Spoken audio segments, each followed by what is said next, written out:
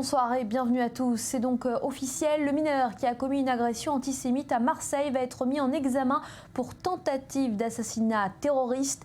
Le parquet de Paris avait ouvert un peu plus tôt une information judiciaire et demandé que l'agresseur soit placé en détention provisoire. Joseph Emmanuel.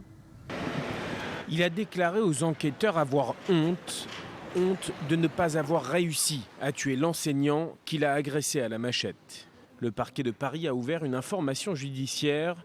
L'agresseur est mis en examen pour tentative d'assassinat terroriste.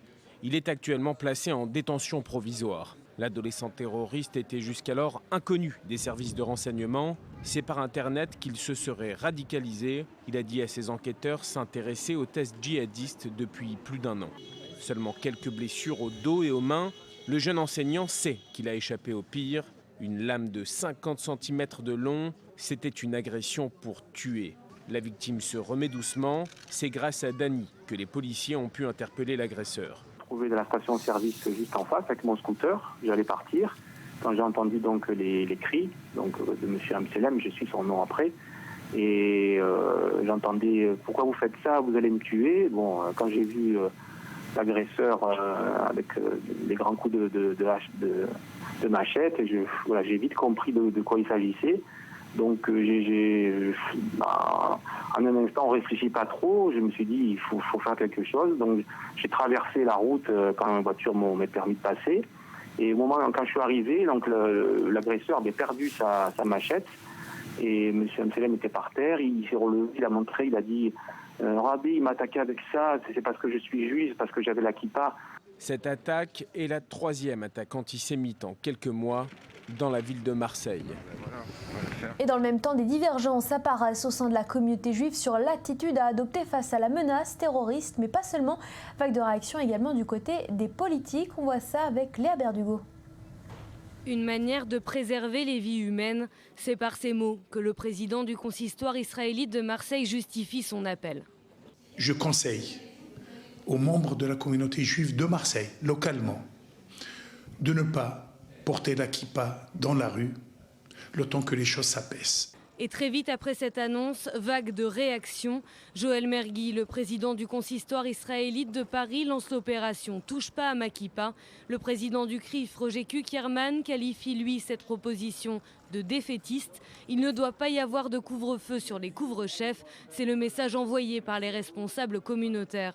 Du côté des instances religieuses, pas question non plus de céder à la pression. Maintenant, si on commençait à accepter cette logique de dire eh bien, on ne va pas porter la kippa, il n'y a plus de fin. Est-ce qu'il faudra aussi que les rabbins se rasent la barbe? Qu'est-ce qu'on fera ensuite?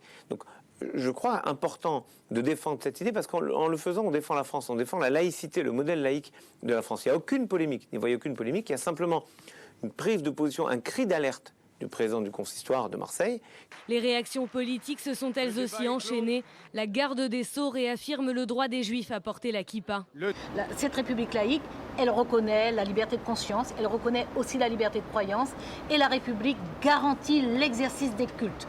Donc ça, le gouvernement y veillera. Chacun a le droit d'avoir ses croyances. Une enquête a été ouverte contre un adolescent âgé de 15 ans pour tentative d'assassinat aggravé en raison d'une appartenance religieuse. Le parquet antiterroriste de Paris a lui été saisi. Et nous sommes en ligne avec le député Claude Goasguen. Bonsoir, vous êtes également maire du 16e arrondissement et vous avez choisi, tout comme Meir Habib, de venir coiffer d'une kippa à l'Assemblée nationale aujourd'hui. Pourquoi? Écoutez, je crois que c'était le jour, car on voit bien que se développe un antisémitisme en France qui est aggravé par, en France, une politique laïciste qui met les religions en grave difficulté. Et je pense à, évidemment, la couverture de Charlie Hebdo, où on mélangeait en réalité toutes les religions, comme si c'était les religions qui étaient responsables de ce qui se passe, et notamment de l'antisémitisme ou du racisme. Moi, je n'ai jamais considéré que les religions étaient des foyers de racisme. Et donc, j'ai décidé d'aller montrer que si, moi qui suis chrétien, qui ne suis pas juif, qu'il fallait que la France réagisse, que la France n'était pas un pays totalitaire, que la France n'était pas un pays anti-religieux, et que moi, chrétien, je devais montrer ma solidarité à l'égard de la communauté juive et de celle de Marseille, dont je comprends les craintes, en disant tous les Français devraient porter la kippa demain. Et j'espère qu'à Marseille, peut-être lors du match de l'Olympique de Marseille, il y aura des Français, musulmans, chrétiens, juifs, qui mettront leur kippa parce que c'est un honneur, c'est l'honneur de la France. Mais cet appel du consistoire israélite de Marseille, vous interprétez ça comment? Comme une régression? Non, franchement, moi je ne veux pas critiquer, parce que vous savez, la crainte, c'est tout facile quand on est à distance. Moi je suis à Paris, à Marseille, je ne sais pas ce qui s'est passé, je comprends la crainte. Mais il ne faut pas céder la crainte. Et le rôle finalement des politiques comme moi, ou comme Meir Habib, c'est d'aller dire ne soyez pas craintifs, on est là, on soutient la République, c'est pas ce que vous croyez. La République, elle se battra, même si elle n'a pas fait ce qu'il fallait faire, toujours dans l'essentiel contre l'antisémitisme, et qu'on se réveille tardivement, et qu'on a laissé trop de marge à l'antisémitisme, ou l'anti-musulman, ou l'anti-chrétien. Enfin, en réalité, ce sont tous les cultes qui sont touchés. Eh bien, la République, c'est pas ça. Nous, on est là.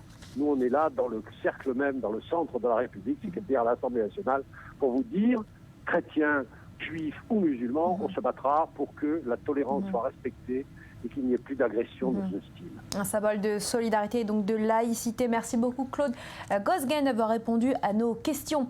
Et puis du côté d'Israël, comment réagit la communauté française à cette autocensure? Maxime Pérez est parti à la rencontre. Et je vous rappelle que vous êtes sur le www.radiofuté et la radio francophone d'Israël et son animateur vedette Charles Ben-Guigui. Israël, 24 h sur 24. Une fréquence généraliste où l'on traite des sujets d'actualité, y compris en France. Forcément, les récents événements à Marseille font réagir les auditeurs. Les auditeurs, franchement, sont inquiets aujourd'hui. J'ai l'impression que la vapeur s'est renversée. On était inquiets pour les francophones vivant ici en Israël. Aujourd'hui, c'est nous, depuis Israël, nous francophones, juifs habitant en Israël, qui sommes inquiets pour nos familles qui se trouvent en France. À Netanya, le sujet est également sur toutes les lèvres. Pas uniquement chez ceux qui portent la kippa. Dans cette ville située au nord de Tel Aviv, où le français fait office de langue officielle, les gens ne cachent pas leur incompréhension, mais aussi une certaine colère. Je ne trouve pas ça très normal, parce qu'on a une identité, il faut la garder, avant tout. Donc si on doit porter une kippa, c'est comme si on disait aujourd'hui, c'est comme si vous disiez aux musulmans d'enlever leur voile, ou aux chrétiens d'enlever leur croix, ou ainsi de suite. Nous, c'est notre identité, la kippa, je ne vois pas pourquoi on l'enlèverait. Critique des instances communautaires et appel au gouvernement de Manuel Valls pour que la réponse à la répétition d'actes antisémites ne se limite pas à de vaines condamnations. C'est au gouvernement de faire le nécessaire pour protéger les citoyens français. Ce ne sont pas des juifs français, ce sont des Français juifs. Je pense qu'il y a une grosse différence. Depuis les attentats de Paris en janvier 2015, près d'un quart des 7000 nouveaux immigrants français recensés par l'agence juive se sont installés dans cette ville du littoral israélien.